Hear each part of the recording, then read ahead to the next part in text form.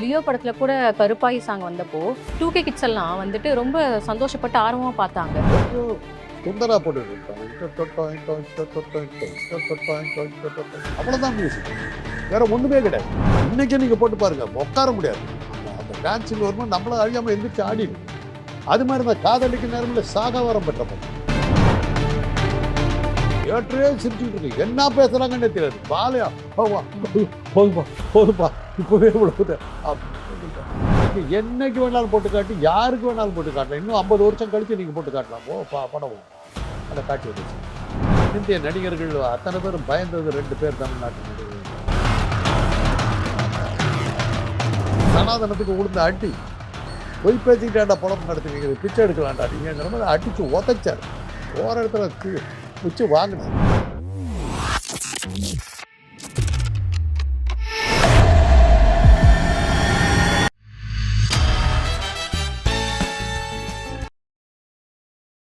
PPT cinema நேயர்களுக்கு வணக்கம். இன்றைய சிறப்பு நேர்காணலில் நம்மோடு இருப்பவர் திரு காந்தராஜ் அவர்கள். வணக்கம் சார்.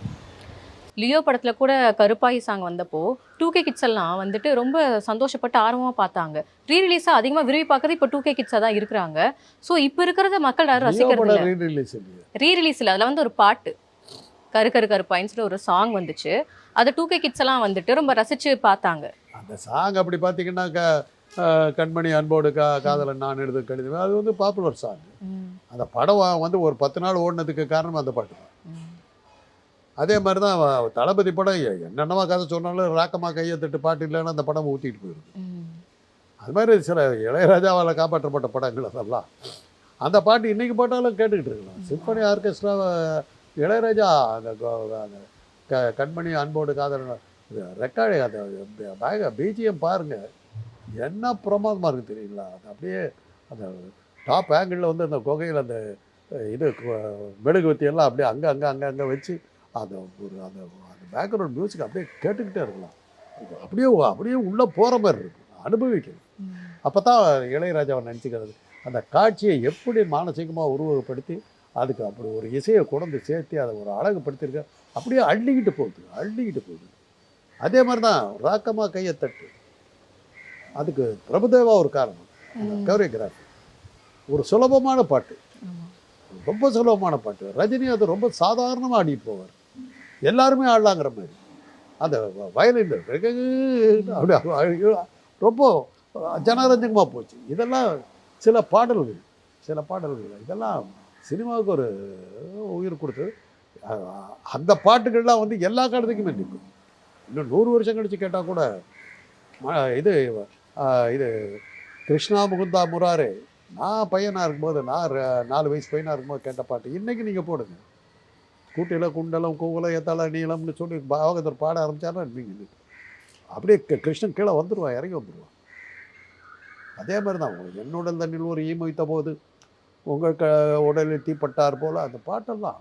அம்மையப்பா உங்கள் அன்பை மறந்தேன், அறிவில்லாமலே அன்பை மறந்தேன் பாட்டெல்லாம்.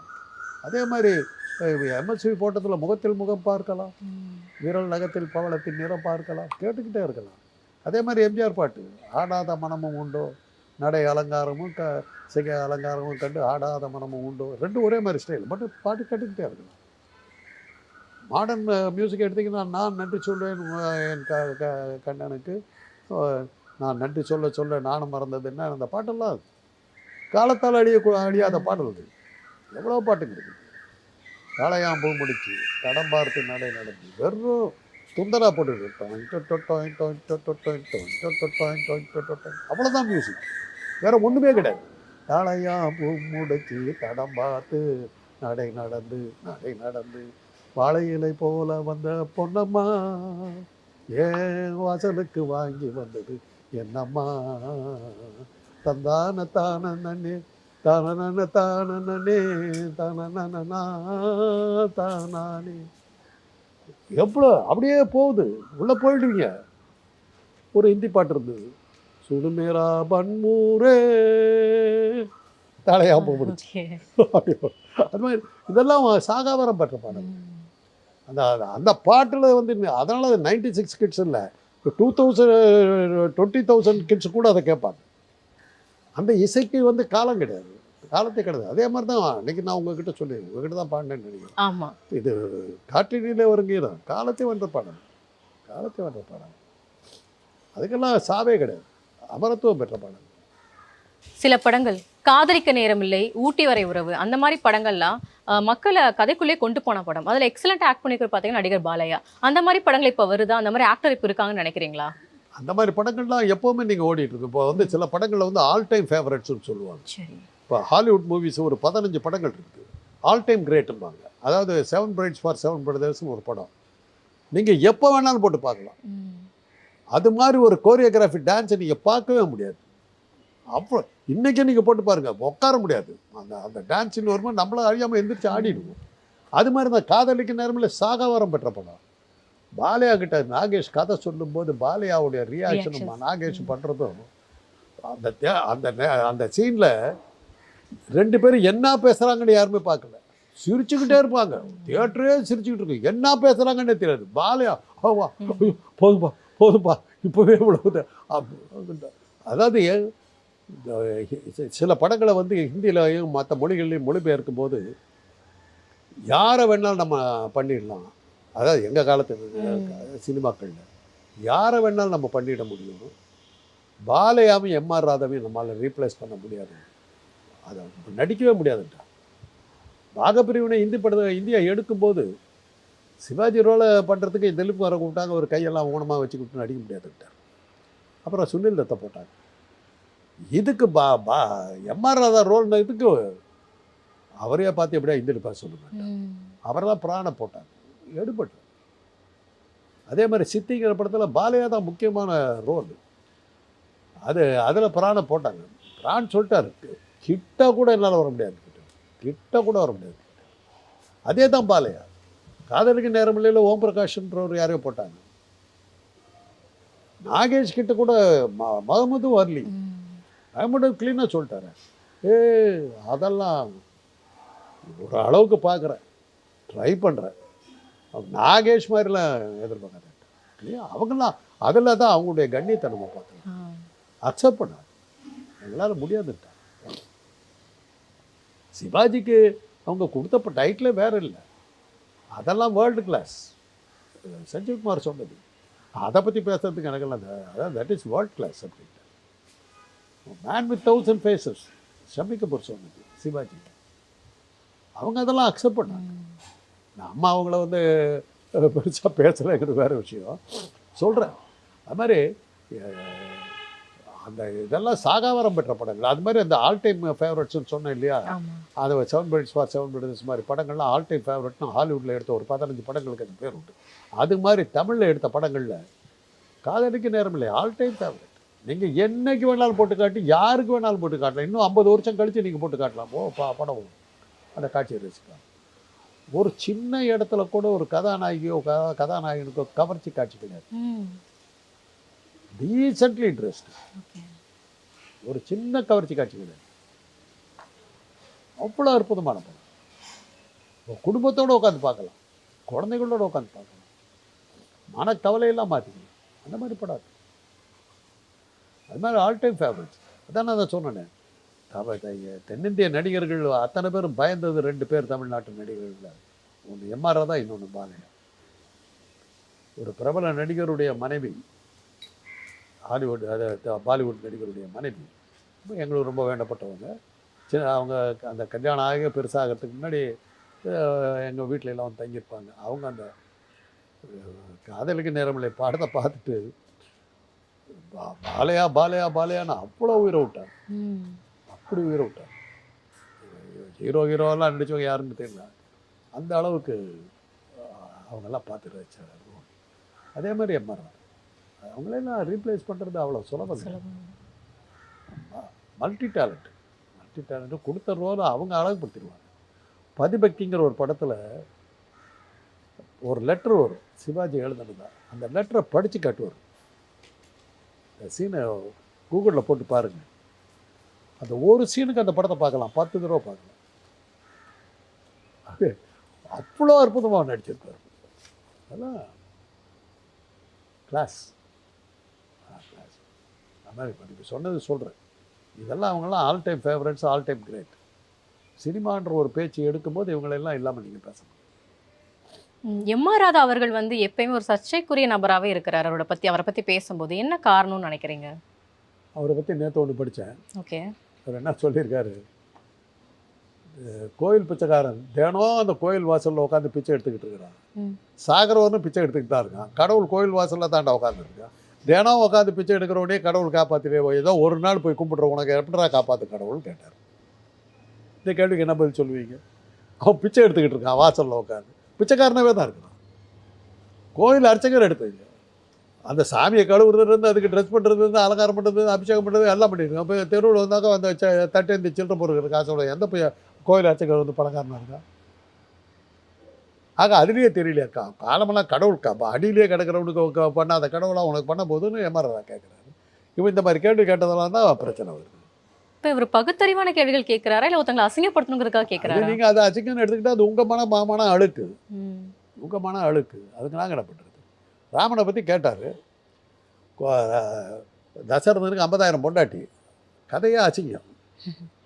ஒருத்தனுக்கு 50,000 பொண்டாட்டி இருந்தாங்க. இன்றைக்கி ஒன்று அந்த வாழ்ந்துக்கிட்டு இருக்கணும். ஓட்டுக்கு ஒரு தினம் ஒருத்தர் போயிருந்தாங்க 50,000 வருஷம். 50,000 எத்தனை வருஷம் யோசிச்சு பாருங்க. 50,000 பொண்டாட்டிக்கிறாங்க. கற்பனை வந்து அறிவுக்கு அப்பாற்பட்டது. குழந்தைகள் இல்லை. குழந்தைகள் இல்லைன்னும் போது வசிஷ்டரை கூப்பிட்டு இது பண்ணுறாங்க. புத்திரகாமேஷ்டி யாகம் பண்ணுறாங்க. புத்திரகாமேஷ்டி யாகங்கிறது ஒரு பெண்கள் நீங்கள் இருக்கும்போது உங்கள்கிட்ட அதெல்லாம் பேச முடியாது. அவ்வளோ ஆபாசமான விஷயம். இதை வந்து ராமன் எப்போ கேட்குறான்னா, சீதையை வந்து ராமன் வந்து துரத்தி போடுறான். ஊர் ஜனங்கள்லாம் ராவணங்கிட்ட சும்மாவாக இருந்திருப்பான்னு எல்லாம் கேட்குறது இது பண்ணி இவனுக்கு சந்தையை வந்து துரத்திவிட்டான். துரத்திட்டு அப்புறம் அவளை பார்க்குறதுக்கு கூட்டு வரத்துக்கு போகிறான். கூட்டு வரத்துக்கு போகும்போது ப்ரெக்னெண்ட்டாக இருக்கிறவளை தான் காட்டுக்கு துரத்திடுறான். கதற துரத்துறான்.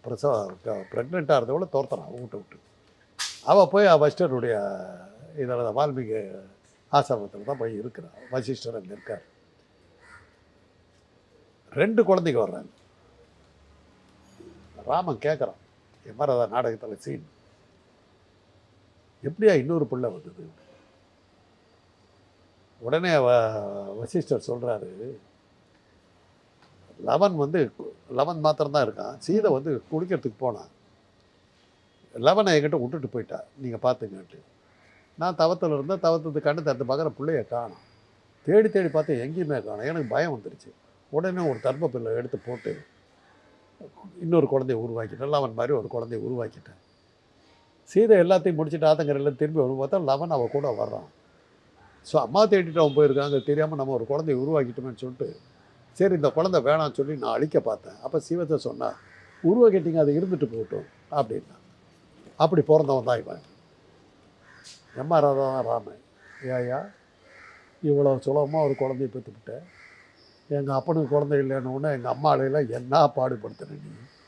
குதிரைகளோட எல்லாம் படுக்க வச்சு அப்போ இப்படி பெற்றுருக்கூடாதான்னு கேட்குறேன். இந்த கேள்விக்கு என்ன பதில் இருக்குது? இதை அப்ஜெக்ட் பண்ணாங்க கோர்ட்டில். வால்மீகி ராமாயணத்தில் இருக்குதையா, கம்பராமாயணத்தில் இருக்குதையா, சொல்லு அப்படின்னா ஜட்ஜால் ஒன்றும் பண்ண முடியல. இந்த மாதிரி கேள்விகள் கேட்டார். தொழுநோயாளியாக உட்காந்துருப்பார், திண்ணையில் உட்காந்துருப்பார். உங்களோட சொல்லியிருக்கேன்.